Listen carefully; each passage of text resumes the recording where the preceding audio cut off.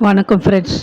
தீபம் பார்த்த சாரதி அவர்கள் எழுதிய துளசி மாடம் அத்தியாயம் 9. ஸ்ரீமடத்தின் சங்கரமங்கலத்து முத்திர அதிகாரியான விஸ்வேஸ்வர சர்மாவின் பொறுப்பில் இருந்த முக்கிய பணிகளில் ஒன்று மடத்துக்கு சொந்தமான நிலங்களையும் தோப்புத்துறவுகளையும் அவ்வப்போது குத்தகைக்கு ஒப்படைப்பது. அன்று மாலை மடத்து நிலங்களை குத்தகைக்கு எடுப்பவர்களின் கூட்டம் ஒன்று இருந்தது. அந்த கூட்டத்திலோ இயலாவிட்டால் அடுத்த கூட்டத்திலோ அவ்வருட குத்தகைகள் முடிவாக வேண்டும். பெரும்பாலும் ஒவ்வொரு ஆண்டும் மேற்கு மலையில் சாரல் பிடிக்கத் தொடங்கும்போது மேற்கே மலையில் சாரல் பிடிக்கத் தொடங்கும்போது அவ்வூரில் குத்தகைகள் எல்லாம் தொகை பேசி முடிவாகி விடுவது வழக்கம். தன் பிள்ளை ரவி ஊரிலிருந்து வந்ததிலன்று மாலை குத்தகைக்காரர்களின் கூட்டம் இருப்பது அவருக்கு மறந்து போயிருந்தது. ரவியும் கமலியும் அவர்களோடு பார்வதியும் குமாரும் வேணுமாமா வீட்டு விருந்துக்கு புறப்பட்டு போவதற்கு முன் ஸ்ரீமடம் ஆஃபீஸ் கிளார்க்கு வந்து நல்ல வேலையாக அதை ஞாபகப்படுத்திவிட்டு போனான். மடத்திலிருந்து அவர் பெயருக்கு அன்று தபாலில் வந்திருந்த 4-5 கடிதங்களையும் அப்போது கிளார்க் அவனிடம் கொடுத்திருந்தான். அன்று நிலங்களை குத்தகைக்கு எடுப்போர் கூட்டம் இருப்பது ஞாபகம் வந்த பின்பே 4-5 விவசாயிகள் பின்தொடர சீமாவையர் தெருவில் மிடுக்காக நடந்து போன காட்சி மீண்டும் சர்மாவுக்கு நினைவு வந்தது. இந்த கூட்டத்துக்கும் அந்த காட்சிக்கும் தொடர்பு இருக்க வேண்டும் என்று அவர் மனம் நினைத்தது. சோழியின் குடுமி சும்மா ஆடாது என்பது போல் சீமாவையர் காரியமில்லாமல் தெருவில் ஆள் சேர்த்து கொண்டு போக மாட்டார் என்றும் புரிந்தது. கிராமங்களில் பெரும்பாலும் இம்மாதிரி கூட்டங்கள் இரவு 8 மணிக்கு மேல் தொடங்கி 10 மணி 11 மணி வரையில் நடப்பதுண்டு. எல்லா விவசாயிகளும் வந்து கலந்து கொள்ள அந்த நேரம்தான் வசதியாக இருக்கும். சங்கரமங்கலமோ 100% விவசாயத்தை தொழிலாக கொண்ட கிராமம். வான் பொய்த்தாலும் தான் பொய்யாத வளத்தை உடைய ஜீவ நதியாகிய அகஸ்திய நதியின் தலைக்கால் பாசனத்தில் அமைந்திருந்ததால் மண்ணில் பொன் குவித்தது. அதிலும் அடர்த்தி நிலங்கள் எல்லாம் விளைச்சலுக்கு புகழ்பெற்ற அகஸ்திய நதியின் நல்ல கரை பகுதிகளில் இருந்தன. மடத்தின் பிரமாதமான சொத்துக்களாகிய நல்ல நிலங்கள், தோப்புத்துறவுகள், 2-3 பசு மடங்கள், விவாக மண்டபம், வீடுகள், காலி மனைகள் எல்லாம் அந்த ஊரில்தான் இருந்தன. 2-3 வருடங்களுக்கு முன்னால் வரை ஸ்ரீமடத்தின் வைதிக விஷயங்களுக்கு மட்டுமே சர்மா பொறுப்பேற்றிருந்தார்.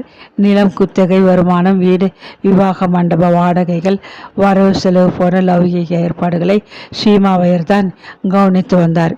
குத்தகை பண வரவு செலவுகளில் ஊழலும் கையாடலும் பெருகிய பின் நிறைய புகார்கள் வரவே பின்னால் அந்த பொறுப்பும் சர்மாவுக்கே வந்து சேர்ந்தது. சீமாவையரை விரோதித்து கொள்ள சர்மா பயந்தார். ஆனாலும் வேறு வழி இல்லை.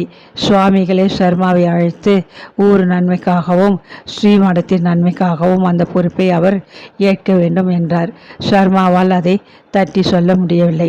அதற்கு பின்னால் சர்மாவும் சீமாவையரும் பேசிக்கொள்வது, ஒருவருக்கொருவர் சேமலாபம் விசாரித்து கொள்வது எல்லாம் பழையபடி தொடர்ந்தாலும் சர்மாவின் மேல் சீமாவையர் உள்ளூர ஒரு வன்மம் வைத்து கொண்டு காத்திருந்தார். உள்ளே பகை ஒடுங்கிய புற மலர்ச்சிகளாலும் புற சிரிப்புகளாலும் அவர் சர்மாவிடம் ஏமாற்றி போலியாக பழகி வந்தார். ஒரு யோக்கியன் போனால் போகிறதென்று அயோக்கியனை சகித்து கொள்ளவும் மன்னிக்கவும் கூட தயாராக இருப்பான். ஆனால் கடைந்தெடுத்த ஓர் அயோக்கியன் ஒருபோதும் தன் அருகிலுள்ள யோக்கியனை சகித்து கொள்ளவோ மன்னிக்கவோ தயாராக இருக்க மாட்டான். காரணம், யோக்கியதை உள்ளவனை அளவு கோலாக கொண்டு தான் எல்லா இடங்களிலும் எது அயோக்கியத்தனம் என்பதே கண்டுபிடிக்கப்படுகிறது. ஆகவே அயோக்கியத்தனத்தை கண்டுபிடிக்க உதவி செய்கிற ஒவ்வொரு யோக்கியனும் அந்த விதத்தில் அயோக்கியர்களுக்கு இடையூறு ஆகிறான். சீமாவையருக்கு அப்படி ஓர் இடையூறாக சங்கரமங்கலத்தில் வாய்த்திருந்தார் விஸ்வேஸ்வர சர்மா. யாரையும் எதிரியாக பாவிக்காத சாத்வீக குணம் இயல்பாகவே இருந்ததால் சர்மா சீமாவையரிடம் கூட மரியாதையாகவும் பண்பாகவும் பழகி வந்தார். வேணுமாமா போன்றவர்கள் சிறிதும் தாட்சிணியமில்லாமல் வெறுத்து ஒதுக்கிய சீமாவையர் போன்றவர்களிடமும் சர்மாவால் வித்தியாசமில்லாமல் பழக முடிந்ததென்றால் கல்வியாலும் ஞானத்தாலும் வெறுப்பும் குரோதமும் என்னவென்றே அறியாத ஒரு வகை மனப்பக்குவம் அவருக்கு வந்திருந்ததுதான் காரணம். சீமாவையர் தெருவில் ஆட்கள் பின்தொடர நடந்து சென்றதை பற்றி யோசித்த சர்மா மடத்து குமாஸ்தா கொடுத்து விட்டு சென்றிருந்த கடிதங்களை ஒவ்வொன்றாக பிரித்து படிக்க தொடங்கினார். முதல் கடிதமே இறைமுடிமணி அவரிடம் வந்து வாடகைக்கு கேட்டுவிட்டு போயிருந்த வடக்கு தெருவில் உள்ள மடத்துக்கு சொந்தமான காளிமணியை பற்றியதாக இருந்தது. ஒழுங்காக வாடகை தரக்கூடிய யோக்கியமான பார்ட்டிக்கு அந்த இடத்தை சர்மாவாகவே பார்த்து வாடகைக்கு விட்டுவிடலாம் என்று ஸ்ரீமடம் மேனேஜர் பதில் எழுதியிருந்தார். இரண்டாவது கடிதத்தில் நிலங்களை குத்தகைக்கு அடைக்கும் போது பெரிய பணக்காரர்களிடமும் வசதியுள்ள மிராசுதாரர்களிடமும் அடைத்து விடாமல் ஸ்ரீமடத்துக்கு நாணயமாக நடந்து கொள்ளக்கூடிய உழைக்கும் திறனுள்ள ஏழை விவசாயிகளுக்கு பயன்படுமாறு பகிர்ந்து அடைப்பது நல்லது என்று சுவாமிகளே அபிப்பிராயப்படுவதாக கடிதத்தில் எழுதியிருந்தது. சில ஏழைகளின் முகத்தை காட்டி அவ்வூர் மிராசுதாரர்களை பெருமான நிலங்களில் குத்தகைக்கு எடுப்பதாக மடத்துக்கு வந்திருந்த புகார் கடிதங்கள் இரண்டொன்றும் இணைக்கப்பட்டிருந்தன. அடுத்த கடிதம் சுற்று வட்டாரத்து பள்ளிக்கூடங்களில் பயிலும் மாணவ மாணவிகளுக்கு பகவத்கீதை திருக்குறள் பகுதிகளில் மனப்பாட போட்டி வைத்து பரிசுகள் கொடுக்க வேண்டும் என்ற சுவாமிகளின் ஆஞ்ஞையை விவரமாக தெரிவித்தது. மடத்திலிருந்து வந்த நான்காவது கடிதத்தில் சமஸ்கிருத வேத பாடசாலை பற்றிய சில விஷயங்களை விசாரித்திருந்தது. மற்றொரு கடிதத்தில் அகஸ்திய நதி கரையில் உள்ள கிராமங்களில் ஜீர்ணோத்தாரணம் செய்ய வேண்டிய நிலையில் பாழடைந்திருக்கும் எல்லா கோவில்களையும் பற்றிய விவரங்களையும் உடனே திரட்டி அனுப்புமாறு கூறியிருந்தார் ஸ்ரீமடம் மேனேஜர். சுவாமிகளின் ஆஞ்ஞைப்படி அக்கடிதம் எழுதப்படுவதாக குறிப்பிடப்பட்டிருந்தது. கடிதங்களை வீட்டுக்குள் கொண்டு போய் வைத்துவிட்டு சந்தியா வந்தனத்துக்காக ஆற்றங்கரைக்கு புறப்பட்டார் சர்மா. ஆற்றங்கரையில் சந்தியா வந்தன ஜபதபங்களை முடித்து கொண்டு வீடு திரும்புகிற வழியில் தான் இறைமுடிமணியின் விறகு கடை இருந்தது. கடையில் கூட்டமில்லை. அநேகமாக கடை முடிகிற நேரமாயிருக்க வேண்டும் என்று தோன்றியது. இறைமுடிமணியின் இயக்க சம்பந்தமான ஆட்கள் சிலர் சுற்றி உட்கார்ந்து அவரிடம் பேசி கொண்டிருந்தார்கள். கடை வாசலில் விஸ்வேஸ்வர சர்மாவை பார்த்ததும் இறைமுடிமணியே எழுந்திருந்து எதிர்கொண்டு வந்து விட்டார். என்ன சமாச்சாரம் விஸ்வேஸ்வரன்? சொல்லி அனுப்பியிருந்தா நானே வந்திருப்பேனே, நீ ஏன் இங்கு சிரமப்பட்டு அலையணும்?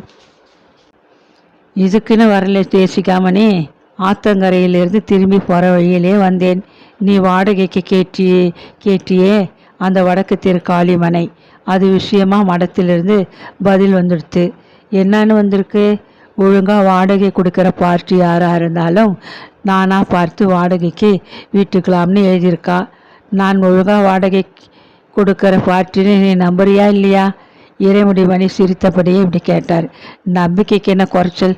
நாளைக்கு வாயன் பேசி முடிவு பண்ணிப்போம் என்று சொல்லியபடியே புறப்பட இருந்த சர்மாவிடம், சரி நாளைக்கு வரேன், முடிவு பண்ணிக்கலாம். ஒரு நிமிஷம் நில்லு, உங்ககிட்ட வேற ஒரு முக்கியமான சமாச்சாரம் காதிலே போட்டு வைக்கணும் என்றார் இறைமுடிமணி. என்ன சொல்லேன் என்று சர்மாவுக்கு பதில் கூறாமல் கடையின் உட்புறம் உட்கார்ந்திருந்தவர்களின் பக்கம் திரும்பி, இந்த மலர்கொடை இங்கே வாமா என்று ஒரு பெண்ணை நோக்கி குரல் கொடுத்தார் இறைமுடிமணி.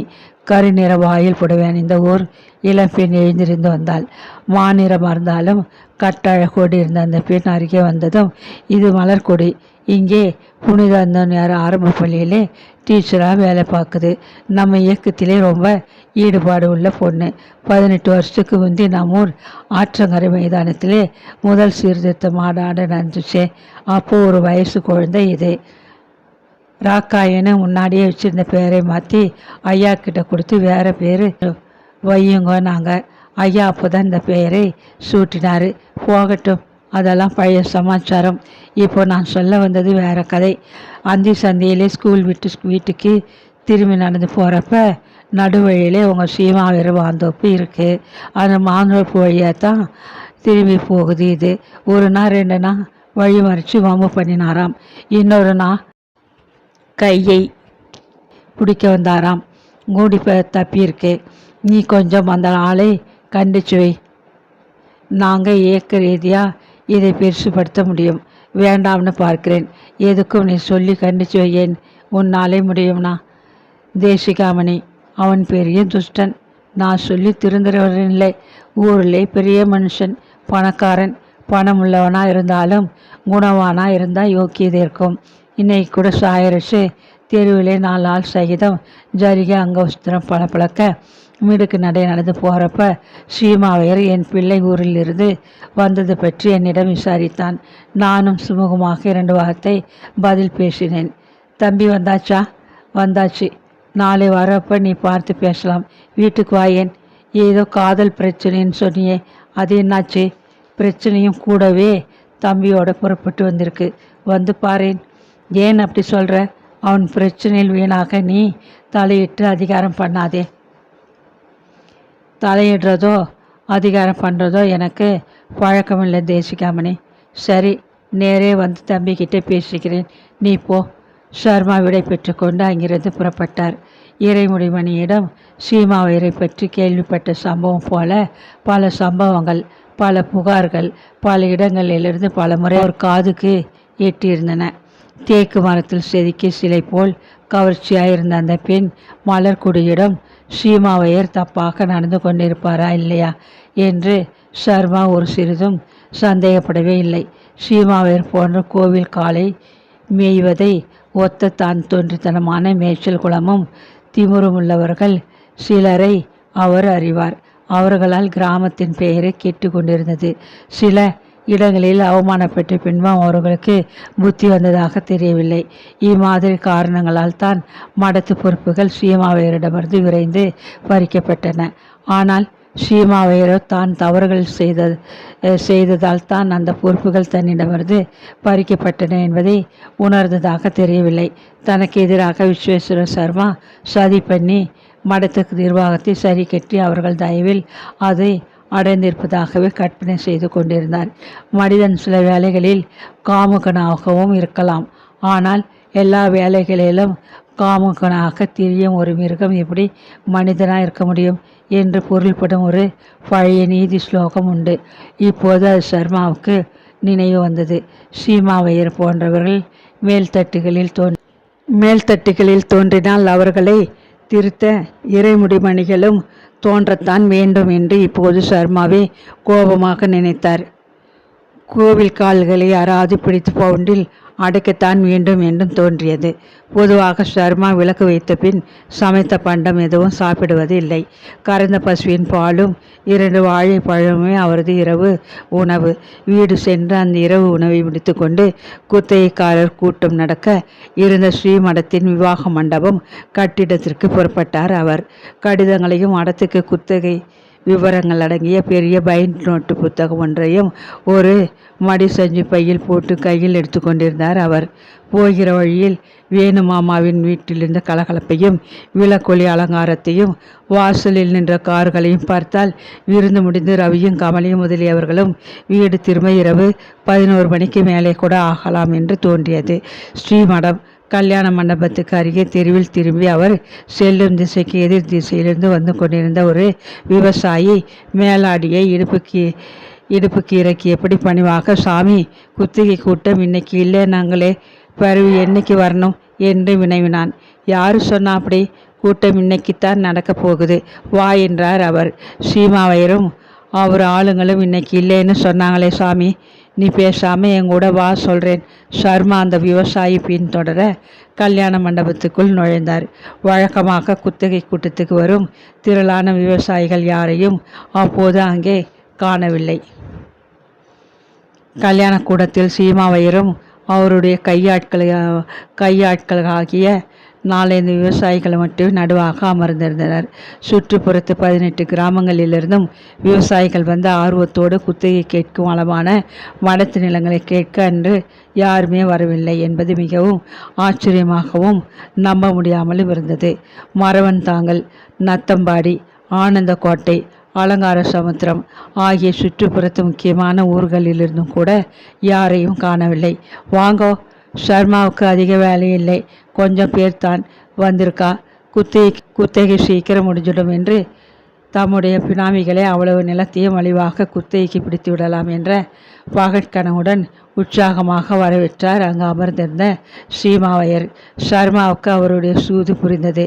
நீங்கள் என்னை ரொம்ப சமைக்கணும். ஸ்ரீமாவையர்வாள் ஸ்ரீமடத்திலிருந்து எனக்கு வந்திருக்கிற ஆஞ்ஞையிலே 18 சுற்றுப்புற கிராமத்து ஜனங்களையும் விற்றுண்டுதான் நிலங்களை குத்தகைக்கு விடணும்னு சபஷ்டமாக எழுதியிருக்கு.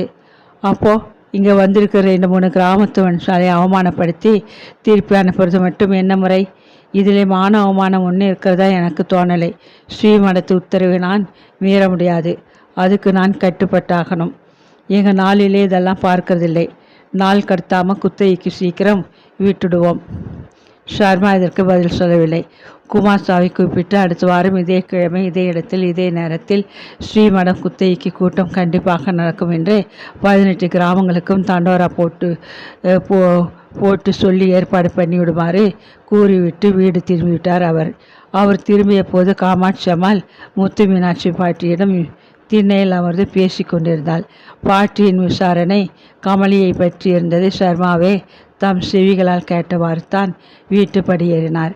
காமாட்சி அம்மாள் பாட்டிக்கு கமலியை பற்றி என்ன சொல்ல இருந்தாலும் தெரியவில்லை. ஆனால் அவள் பதில் சொல்வதற்குள் சர்மா படியேறி வந்துவிட்டார். அவளெல்லாம் இன்னும் வரலையா? எவாளை கேட்குறேன்? பார்ட்டிக்கு போனவாளை பற்றி தான் கேட்குறேன். வரலை. இன்னும் நிறைய நாழி ஆகாதோ? இத்தனை சீக்கிரமாக எங்கே வரப்போறா? ஷர்மாவை பார்த்ததும் பாட்டி எழுந்து போய் சேர்ந்தாள்.